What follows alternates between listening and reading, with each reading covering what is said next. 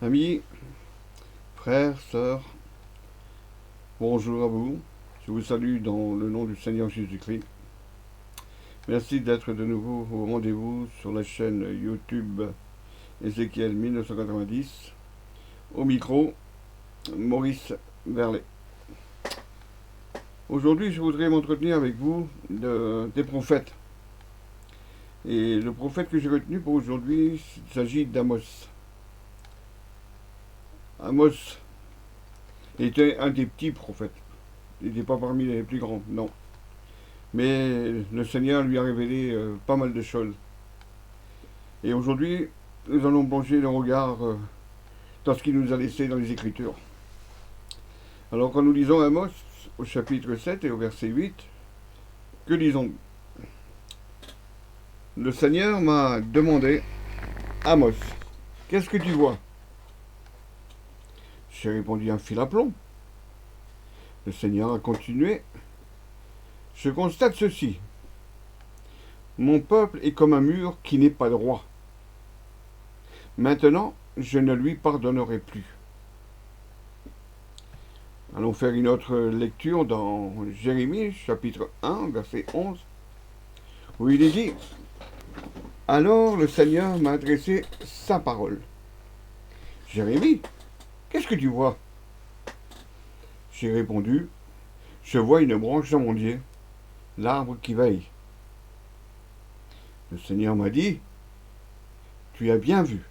En effet, je veille à réaliser ce que j'ai dit. » Amos était un habitant de Tekoa, de la tribu de Juda, située à environ 8 km de Bethléem. Amos était berger et cultivateur. Un même esprit divin a influencé Ésaïe, Daniel en leur lieu, en leur temps, et Amos dans les pâturages, donnant à chacun la puissance et l'éloquence qui leur étaient nécessaires.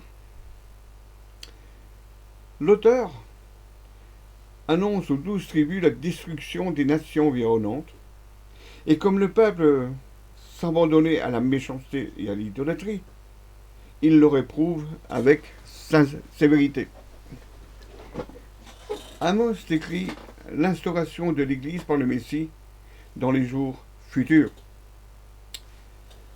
Jugement contre les Syriens, les Philistins, les habitants de Tyr, les Édomites et les Ammonites.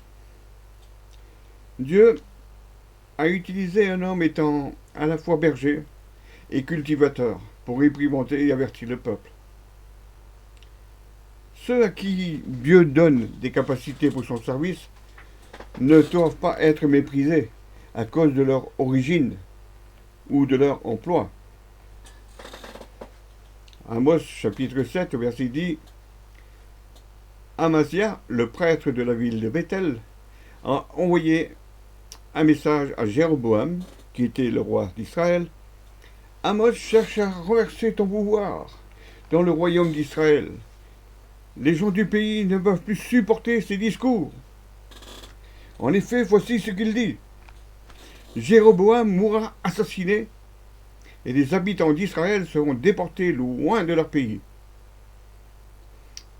Ensuite, Amasia a dit à Amos, va-t'en, voyant, retourne en Juda. Là-bas, tu pourras gagner ta vie en jouant au prophète. Mais ici, à Bethel, arrête de faire le prophète. En effet, c'est le lieu saint du roi, le temple du royaume. Amos a répondu à Amasia, je n'étais pas prophète, et je ne viens pas d'une école de prophètes. J'élevais des bœufs et je m'occupais des viquiers sauvages. Mais le Seigneur m'a pris quand j'étais derrière le troupeau, et il m'a dit, va parler de ma part à Israël, mon peuple.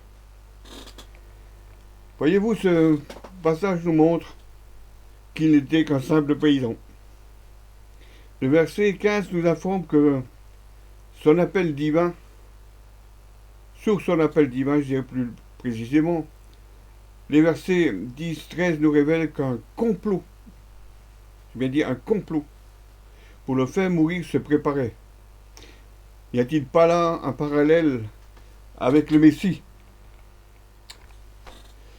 Le nom d'Amos signifie fardeau, charge, poids. Sa naissance par elle-même ne fut pas souhaitée. On peut supposer qu'il a reçu ce nom-là en vue de son ministère prophétique de l'homme accablé par le péché d'Israël et de Juda. Nombreuses sont les métaphores dans ce livre. À l'exemple de Amos 2, verset 13. Eh bien, moi, maintenant, je vous écraserai comme une charrette pleine de marchandises écrase tout sur son passage. Voici, je vous écraserai comme foule la terre, un chariot chargé de germes. Amos compare l'épuisement de la miséricorde divine par les pécheurs à un chariot surchargé. Voyons encore dans Amos 2, au verset 4 à 8. Voici ce que le Seigneur dit. J'ai beaucoup de crimes à reprocher aux gens de Juda. Le plus grave, c'est celui-ci. Ils ont rejeté mes enseignements. Ils n'ont pas obéi à mes commandements et ils se sont trompés comme leurs ancêtres qui suivaient les faux dieux. Et ces dieux les ont trompés eux aussi. C'est pourquoi je ne changerai pas la décision que j'ai prise. Ainsi parle l'Éternel. À cause de 3 crimes de Juda, même de 4, je ne révoque pas mon arrêt, parce qu'ils ont méprisé la loi de l'Éternel et qu'ils n'ont pas gardé ses ordonnances, parce qu'ils ont été égarés par les idoles mensongères après lesquelles leurs pères ont marché. Amos 3, verset 8, nous dit encore, quand le lion rugit, qui n'a pas peur? Quand le Seigneur Dieu parle, qui ose ne pas annoncer son message? Le lion rugit, qui ne serait effrayé? Le Seigneur parle, oui, le Seigneur l'Éternel parle, qui ne prophétiserait? Chers amis, regardez aujourd'hui ce qui se passe. Aucune religion n'est aussi persécutée que la religion chrétienne. Regardez toutes les lois iniques qu'ils ont votées, qui vont à l'encontre des lois de Dieu. Voyez toute la débauche qu'il y a, et cela partout sur la planète. Mais où est donc la crainte de Dieu? Où est la parole de Dieu? De tout temps, une certaine hostilité a été constatée à l'encontre du peuple de Dieu. Quand le Seigneur traite avec ses ennemis, ses jugements sont alors terribles, terribles. Croyez-vous que Dieu restera sans réagir? Oh que non. Voyons encore dans Amos 8, les versets 11-12. Le Seigneur Dieu déclare, le jour vient où j'enverrai la famine dans le pays. Les gens auront faim, mais non de nourriture. Ils auront soif, mais non pour boire de l'eau. Ils auront faim et soif d'entendre ce que je dis. Ils iront un peu partout, du sud du pays vers l'ouest, puis du nord vers l'est, pour chercher à entendre la parole du Seigneur, mais ils ne la trouveront pas. La rareté de la parole est comparée à une famine qui impacte le monde naturel. Daniel 12, verset 4 ajoute: Daniel, ces paroles sont un secret, ne fais pas connaître ce livre avant le moment de la fin. À ce moment-là, beaucoup de gens le liront et leur connaissance grandira. Le prophète a eu de nombreuses similitudes dans bien de domaines avec Jésus. Par exemple, celle de l'ouvrier. Voyons Amos 7, verset 14-15. Amos a répondu à Amasia, ce que nous avons lu précédemment. Je n'étais pas prophète et je ne viens pas d'une école de prophètes. J'élevais des bœufs et je m'occupais des figuiers sauvages. Mais le Seigneur m'a pris congédé derrière le troupeau. Et il m'a dit, va parler de ma part à Israël, mon peuple. Dans le Nouveau Testament que voyons-nous? Regardons Matthieu, chapitre 4, verset 18. Jésus marche au bord du lac de Galilée. Il voit deux frères, Simon, qu'on appelle Pierre, et André son frère. Ce sont des pêcheurs, et ils sont en train de jeter un filet dans le lac. Au verset 19, Jésus leur dit, venez avec moi, et je ferai de vous des pêcheurs d'hommes. Allons un peu plus loin, Matthieu 9, verset 9. Jésus s'en va. En passant, il voit un homme appelé Matthieu, qui est assis au bureau des impôts. Jésus lui dit, suis-moi. Matthieu se lève et il suit Jésus. Encore un type d'exemple, par exemple dans sa façon d'enseigner. Amos utilise des métaphores, des illustrations. Dans le Nouveau Testament, Christ, lui, utilise des paraboles. Il dénonce l'égoïsme des gens aisés. Amos 6, versets 4 à 6. Vous êtes couchés sur des lits décorés d'ivoire. Vous êtes étendus sur vos divans pour manger les meilleurs agneaux du troupeau et les veaux les plus gros de l'étable. Vous chantez au son de l'harpe, comme David. Vous inventez de nouveaux instruments de musique. Vous buvez du vin dans de grandes coupes. Vous vous parfumez avec de l'huile fine. Mais la famille de Joseph va être détruite. Et cela ne vous fait rien. Voyons Luc, chapitre 16, verset 19. Ensuite, Jésus raconte cette histoire. Il y a un homme riche qui s'habille avec des vêtements très beaux et très chers. Chaque jour, il fait une grande fête. Ici, les choses spirituelles sont représentées dans une description de l'état différent du bon et du mauvais, dans ce monde et dans l'autre. Il ne nous est pas dit que l'homme riche a obtenu ses biens par fraude ou par l'oppression. Non. Mais Christ montre qu'un homme peut avoir une grande richesse, beaucoup de plaisir dans ce monde, et cependant périr pour toujours sous le courroux de Dieu et la malédiction. Le péché de cet homme riche était de ne s'occuper que de lui seulement.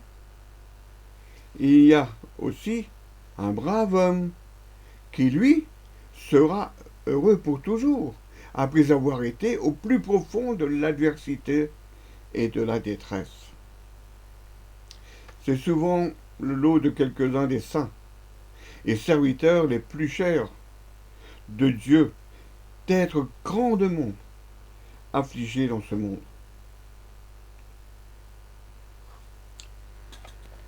Ils ont tous les deux été accusés de trahison. Amos comme Jésus, comme les apôtres. Amos 7, verset 10. Ananias, le prêtre de la ville de Bethel, a envoyé un message à Jéroboam, le roi d'Israël. Amos cherche à renverser ton pouvoir dans le royaume d'Israël, et les gens du pays ne peuvent plus supporter ces discours. Il n'est pas nouveau de voir des personnes accuser les frères devant le roi et son royaume. Pour nous, de notre temps, c'est devant peut-être les autorités.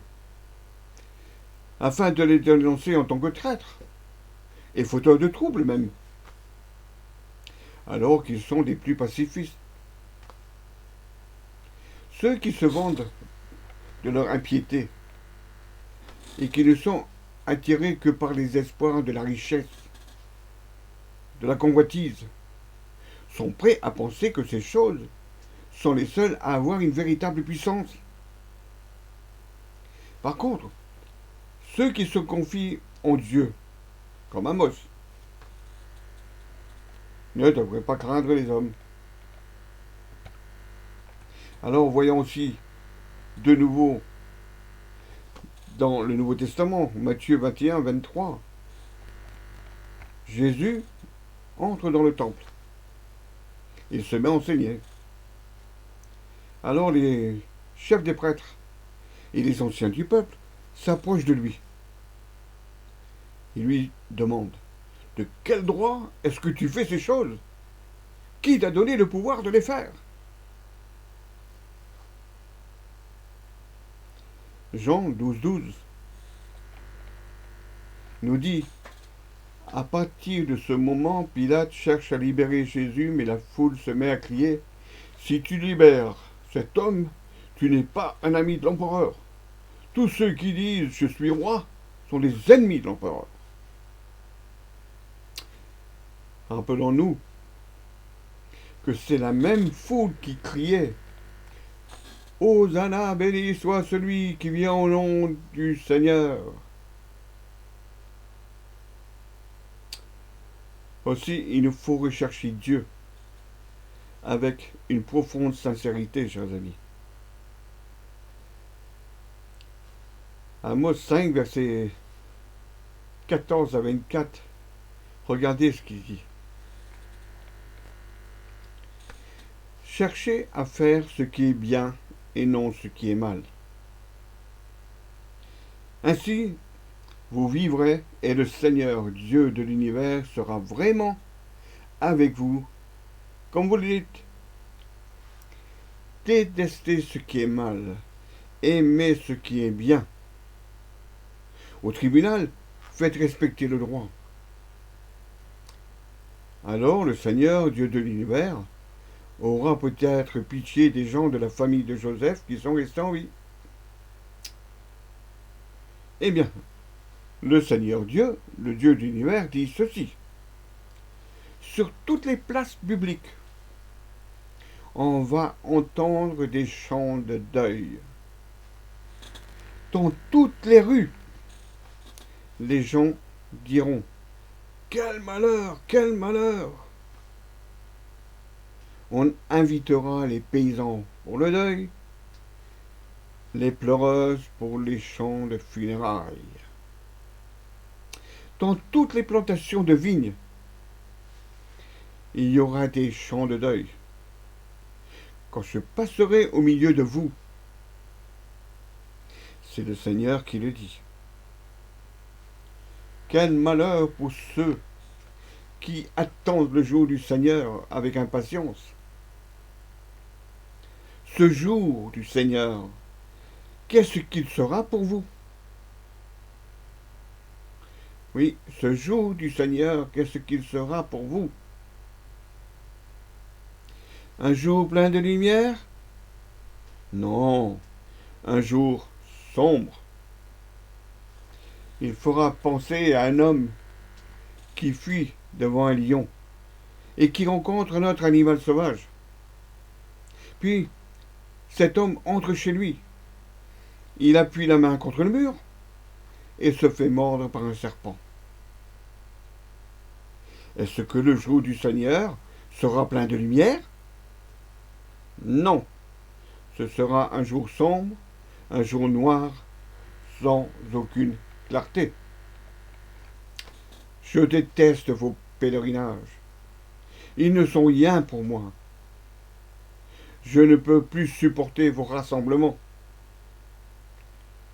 Les animaux complètement brûlés, les produits de la terre que vous m'offrez, ils ne me plaisent pas. Vos sacrifices de bête grâce, je ne les regarde même pas. Arrêtez de crier vos cantiques à mes oreilles. Je ne veux plus entendre la musique de vos arts. Mais faites jaillir le droit comme une source. Laissez la justice s'écouler comme une rivière débordante. Matthieu chapitre 6, 33. Nous lisons: cherchez d'abord le royaume de Dieu et ce que Dieu demande. Il vous donnera tout le reste en plus. Je répète, cherchez d'abord le royaume de Dieu et ce que Dieu demande. Il vous donnera tout le reste en plus. L'Épître aux Romains, chapitre 2, verset 7. Ceux qui cherchent toujours à faire le bien pour obtenir la gloire, l'honneur et la vie, qui ne finit pas. À cela, Dieu donnera de vivre avec lui pour toujours. Ceux qui se révoltent contre lui, qui n'obéissent pas à la vérité, mais qui se laissent diriger par ce qui est mauvais, à cela, Dieu montrera son immense colère. Le malheur et la peur frapperont tous ceux qui font le mal, les Juifs d'abord, les autres ensuite. Aujourd'hui encore plus que jamais, la peur, l'angoisse, oui, sont sur le monde, surtout avec ce que nous vivons. Alors, de quel côté êtes-vous aujourd'hui? Quel est votre choix? Avez-vous choisi le royaume de Dieu? Faites-vous ce que Dieu demande? Êtes-vous de ceux qui cherchent toujours à faire le bien? Ceux qui se révoltent contre lui, êtes-vous de cela? Êtes-vous de ceux qui n'obéissent pas à la vérité? Êtes-vous de ceux qui se laissent diriger par l'esprit mauvais? Oui, réfléchissez-y. Regardez la parole de Dieu.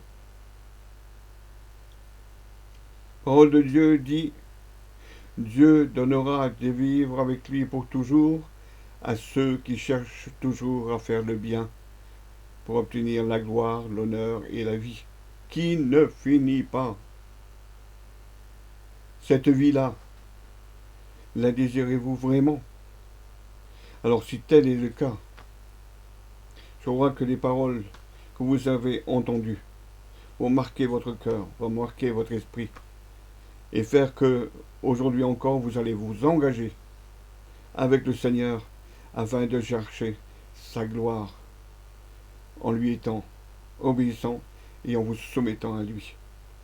Chers amis, je vous remercie de m'avoir écouté et je vous souhaite de vous retrouver très bientôt sur les ondes de la chaîne YouTube Ézéchiel 1990. Que Dieu vous garde. Soyez bénis.